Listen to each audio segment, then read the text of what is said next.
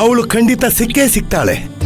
ನನ್ನ ಒಳ ಮನಸ್ಸು ಹೇಳ್ತಾ ಇದೆ, ನನ್ನ ಮೊಮ್ಮಗಳು ಸುರಭಿ ಎಲ್ಲೋ ಜೋಪಾನವಾಗಿದ್ದಾಳೆ ಅಂತ.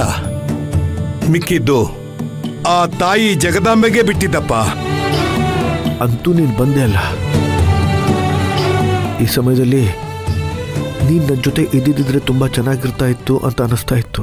ನೀನು ಬಂದೆ ಅಲ್ಲ, ಅದೇ ನನಗೆ ಸಮಾಧಾನ ತಾತ. ಸೂರ್ಯ, ಬೆಳಿಗ್ಗೆಯಿಂದ ನೀನು ಊಟ ತಿಂಡಿ ಮಾಡದೆ ಓಡಾಡ್ತಾ ಇದೆಯಂತ ಅಮ್ಮ ಹೇಳಿದ್ರು. ನನಗೊತ್ತು, ತಲೆ ತುಂಬ ಅದೇ ಚಿಂತೆ ತುಂಬಿಕೊಂಡಿರುವಾಗ ಹೊಟ್ಟೆ ಕಡೆ ಗಮನ ಹೋಗೋದಿಲ್ಲ ಅಂತ. ಹಾಗಂತ ಆರೋಗ್ಯನ ಹಾಳು ಮಾಡ್ಕೊಳಕ್ಕಾಗತ್ತೇನಪ್ಪ? ಸ್ವಲ್ಪ ಹಣ್ಣು ಹಾಲು ಏನಾದರೂ ತಗೊಂಡ್ರೆ ಒಳ್ಳೇದಲ್ವೇನಪ್ಪ? ನೀನು ಹಸ್ಕೊಂಡಿದ್ರೆ ನನ್ನ ಹೊಟ್ಟೆ ಕಿವುಚಿದಂಗೆ ಆಗತ್ತಪ್ಪ. ನೀನು ಹೇಳ್ದಿಲ್ಲ ತಾತ, ನಾನು ಊಟ ಮಾಡ್ತೀನಿ. ನೀನು ಬಾ, ಮಲ್ಕೋತಿರ್ತೆ ಬಾ.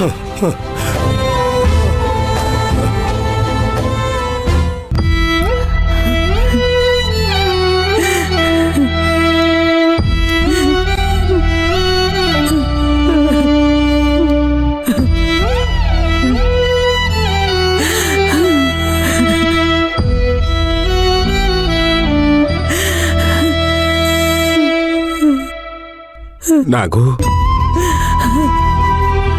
2 ದಿನದಿಂದ ಹೊಟ್ಟೆಗೆ ಏನು ತಿಂದಿಲ್ಲ ನೀನು. ಕಷ್ಟ ಆಗುತ್ತೆ ಕಡೆ. 1-2 ತುತ್ತಾದ್ರೂ ತಿನ್ಬಾರ್ದ? ಹೇಗ್ರಿ ತಿನ್ಲಿ? ನನ್ನ ಮಗಳು ಯಾವ ಪರಿಸ್ಥಿತಿನಲ್ಲಿದ್ದಾಳೋ ಏನೋ. ಅವಳೇನಾದ್ರೂ ತಿನ್ಲೋ ಇಲ್ವೋ? ಮೊದಲೇ ಕಾಡೋದು, ಬೆಟ್ಟ, ಪ್ರಾಣಿಗಳಿರೋ ಜಾಗ. ಒಬ್ಳೆ ಅಲ್ಲಿ ಏನ್ ಮಾಡ್ತಿದ್ದಾಳೋ ಅಂತ ನೆನೆಸ್ಕೊಂಡ್ರೆ ನನಗ್ ತುಂಬಾ ಸಂಕಟ ಆಗುತ್ತೆ ರೀ. ಇಲ್ಲಿ ನೋಡು ನಾಗು, ನಮ್ಮ ಮಗಳು ನಮ್ಮ ಕೈಗೆ ಸಿಗದೆ ಇರಬಹುದು, ಆದ್ರೆ ಅವಳಿಗೇನು ಆಗಿರಲ್ವೇ? ಪೊಲೀಸರು ಹುಡುಕ್ತಾ ಇದ್ದಾರೆ. ಏನಾದ್ರೂ ಒಂದ್ ದಾರಿ ಕಾಣಿಸುತ್ತೆ, ಯೋಚನೆ ಮಾಡಬೇಡ. ಅದೇನ್ ಪೊಲೀಸರು ಅದೇನ್ ಹುಡುಕ್ತಿದಾರೋ?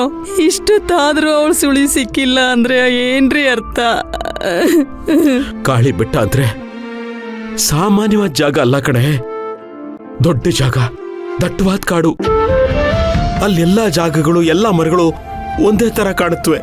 ಎಲ್ಲಿ ಹೋಗಿ ಎಲ್ಲಿ ಬಂದ್ರು ಅದೇ ಜಾಗಕ್ಕೆ ಬರ್ತಿದೀವೇನೋ ಅನ್ನೋ ಫೀಲಿಂಗ್ ಬರುತ್ತೆ ಕಣೆ. ಅಷ್ಟೇ ಅಲ್ಲ ಕಣೆ, ಅಲ್ಲಿ ಕೆಲಸ ಮಾಡೋ ಫಾರೆಸ್ಟ್ ಗಾರ್ಡೇ ಹೇಳ್ತಾರೆ, ಯಾವ ಕಡೆ ಹೋಗಿ ಯಾವ ಕಡೆ ಬಂದ್ರು ನಾವೆಲ್ಲಿದ್ದೀವಿ ಅನ್ನೋದೇ ಅರ್ಥ ಆಗಲ್ಲ ಅಂತ. ಸೂರ್ಯ ಹುಟ್ಟೋವರೆಗೂ ಪೂರ್ವ ಯಾವುದು ಪಶ್ಚಿಮ ಯಾವುದು ಅನ್ನೋದೇ ಗೊತ್ತಾಗಲ್ವಂತೆ ಕಣೆ. ನಾಗು, ಸ್ವಲ್ಪ ತಾಳ್ಮೆಯಿಂದ ಕಾದ್ರೆ ಎಲ್ಲ ಸರಿ ಹೋಗುತ್ತೆ ಕಣೆ.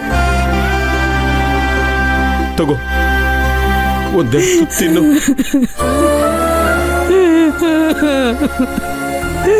ನನಗ್ ತಾಳ್ಮೆ ಇಲ್ಲ ರೀ. ನನ್ನ ಮಗಳು ಅಲ್ಲಿ ಹೊಟ್ಟೆ ಹಸ್ಕೊಂಡಿರ್ತಾಳೆ.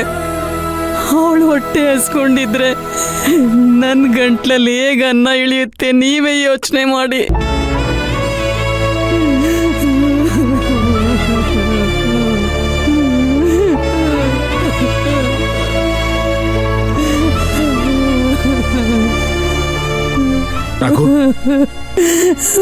ಇಲ್ಲಿ ನೋಡು,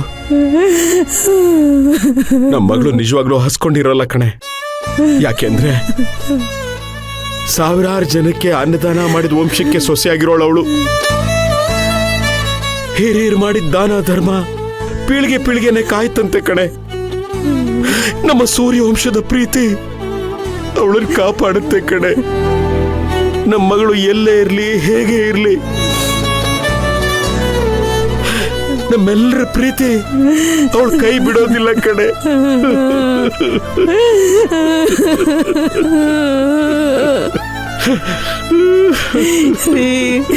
ನನಗ್ ನನ್ನ ಮಗಳು ಬೇಕು ರೀ.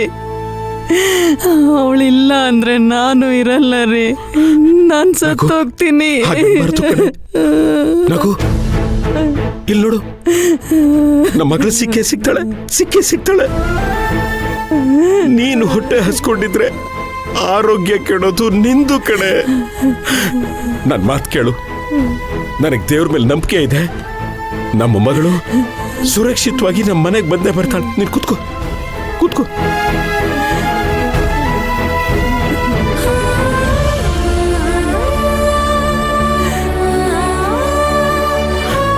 ನನಗೋಸ್ಕರ ಎಷ್ಟು ತುತ್ತಿನು ಬೇಡ ಅನ್ಬೇಡ.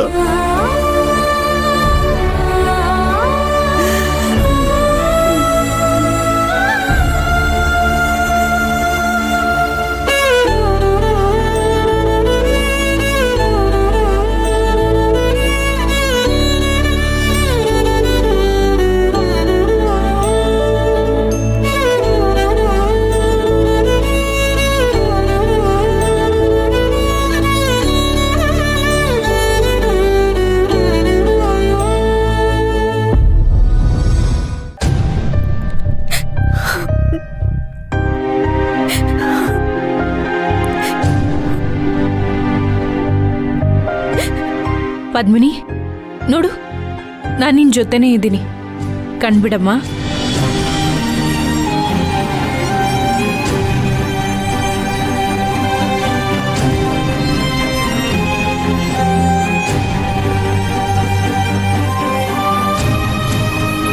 ಅಯ್ಯೋ ಪದ್ಮಿನಿ,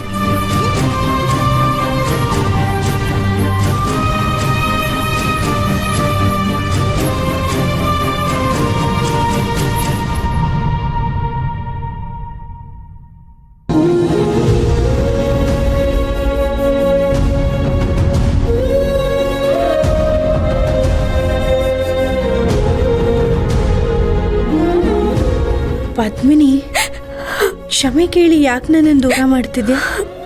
ಚಿಕ್ಕವರಿಂದ ನಾವು ಒಟ್ಟಿಗೆ ಬೆಳೆದವ್ರು. ನಾನು ಯಾವತ್ತೂ ನಿಮ್ಮಿಬ್ಬರನ್ನ ಬೇರೆ ಅಂತ ಅನ್ಕೊಂಡೇ ಇಲ್ಲ. ನಮ್ಮಪ್ಪ ಅಮ್ಮಂಗೆ ನಾನು ಒಬ್ಳೆ ಮಗಳು. ಆದರೆ ಯಾವತ್ತೂ ನಾನು ಒಂಟಿ ಅಂತ ಅನ್ನಿಸ್ಲೇ ಇಲ್ಲ. ಯಾಕಂದ್ರೆ ನೀವಿಬ್ರು ಯಾವಾಗಲೂ ನನ್ನ ಜೊತೆನೇ ಇದ್ರಿ. ನೀವು ಒಪ್ಕೊಳ್ದೇ ಇದ್ರು ನೀವಿಬ್ರು ನನ್ನ ಓಡೋ ಹುಟ್ಟವ್ರೆ. ನನ್ನ ಕೈಲಿ ಈ ಮನೆ ಯಜಮಾನಿಕೆ ಇದೆ ಅಷ್ಟೇ. ಆದರೆ ಈ ಮನೆ ಮಹಾರಾಣಿರು ನೀವು. ಅಕ್ರೇನೂ ನಿಮ್ದೆ, ಅಧಿಕಾರನೂ ನಿಮ್ದೆ.